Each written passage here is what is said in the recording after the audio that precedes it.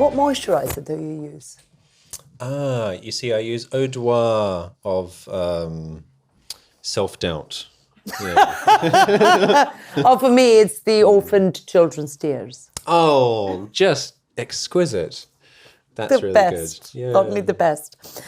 Now, you joked about a very, very serious subject, and I joke. Do you want to hear my joke about the Yes. similar kind of subject? About the big elephant with the ooh. Yeah, please tell me. Being too strong. I went to see a doctor, and I said, "Doctor, I give up. Just prescribe me the meds. Just give me the meds. I give up." I swore at that point, and he said to me, "Don't you swear in my office." And I was like, he's got my attention. I said, "Well, I think I've got depression. I want to jump off the bridge, want to kill myself, want to end it." And he goes, "So what stops you?" And I said, "Well, the fact that I know I'm a bloody good swimmer." Imagine jumping into the Thames and going for a swim. Embarrassing. Imagine failing at your own suicide. Exactly. And then that fabulous lung capacity kicks in and you just make it to the shore. Yeah, what a disappointment. What a disappointment. You even have a song about that. So, poem. So, Dr. Khan in Burmese Spa Center said, "I'm not a fan of Sigmund Freud, but before you diagnose yourself with depression, make sure that you're not surrounded by assholes." Yeah. First. I did. So I wanted to ask you, what are your assholes in your life that you would like to get rid of? Yes, or just to give a gentle mitigate against. Or a gentle wipe. Maybe. I would say gentle wipe, yeah. Non-biological kind of, non-biological, yes, yeah. And I think it generally helps if you wipe before you sew. So, for example, one of the things which I struggled with when I was living in the basement and I was discussing that in my comedy set was the loop. And I think this is a thing that a lot of people relate to. They feel like they're on a speeding train, but they can't get off. They might be able to identify, like the dark thoughts that they're having, and they could publish a scripture with how detailed a history and relationships. It would be like looking at a murder investigation board, with the string between the photos, and that was when it went wrong, and you doing this loop. And of course, later on, I realized by engaging in meditation regularly that thoughts are thoughts. And they're not real, and you don't need to live your life just because you think something. Yeah. This and food. Yeah, I think food was a huge revolution for me, and I'm really grateful to Sandra.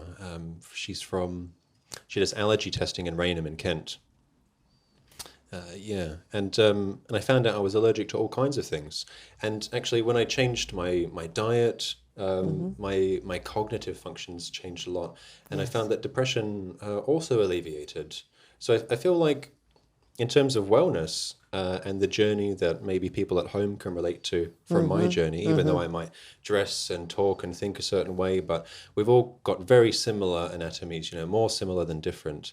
And if you're able to stop identifying with the loop, and if you're able to change consciously, because you get feedback from your body, the diet that you consume, then you can change your cognitive flexibility. Like you'll hear things, it could be the same thing in 2 different years. Someone might say to you, "How are you feeling?" And that could really piss you off because you don't want to tell them the truth, Yes. But in a completely different state of mind, maybe you don't need to lie. You don't need to say fine. Yes. Like freaked up, insecure, neurotic, and emotional. That's what I always imagine they're actually saying to me when they say I'm fine. Yes, it's almost like passive aggressive as well, isn't it? I'm fine. Yes, you see a lot of fine people walking around. Now, in the ideal world where people would be dressing, speaking, thinking, anything totally free, what do you see? What do you hear? What do you feel? What is that ideal world? Because you alluded to it. You dress the way you dress, and it's your artistic expression, really. It is part of who the character that you play in the society where we are all coping in our own ways. It is strategies and stuff. So that is your strategy. But imagine now there's no limit. What is your ideal? Sure. Well, I feel like I'm a part of creating the utopia that I want to live in. So that's beautiful. Love it. Oh my. For me, my heart. For me, it's about like integrating queerness into society, and so that it's just a normal part. So I remember when I lived in Kent, I was working for banks, and they had like a gay room, which was really hilarious. A room What for is a gay room? It's a room for gay people. It's okay. It's not quite a sauna, unfortunately. Imagine the cost savings, you know. But it was like, a place to be safe, and I appreciated that. But also, do you sweat anything out in the gay room? I don't know, like, can't think of a metaphor. We're talking about gentle wipes earlier. Probably something to do with that. Under the table, sew it up, and then get back to banking. Slowest form of suicide. For me, I have a vision of society that I want to create through my event production, where queer people and let's say mainstream people sit side by side and don't think anything of it. And so I try to create events in spaces which are mainstream, but that are queer. And because I feel like in the same way that women emancipating themselves through feminism and gaining power through employment and social status and political power, these types of things, it's the same type of journey that men also need to follow, the leadership of women and their emancipation. And that's why I feel very strongly about being a drag queen. Like I was saying earlier, the reason I call myself Dark Sugar is because I came out of a well of darkness to appreciate the sweetness of life.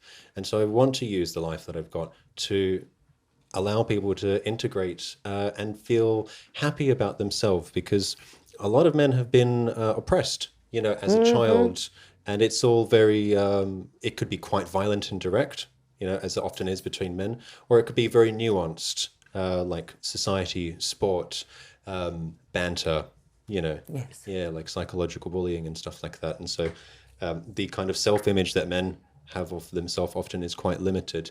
And the interesting thing is that if you just pop one of these little gentle wipes open, it creates space in a lot of other neural networks in your brain, and you realize, oh, my identity is not so restricted. So every event that I produce, I look for the uncomfortable men in white shirts, and I'm seeing how they're feeling in the audience, because, okay, I don't really care that much about what straight men think of me. Who gives a flying chicken? You know what I mean? But it does matter to me how those men, when they're in positions of power, treat everyone else. You know, because they think it's their turn to finally be the whatever.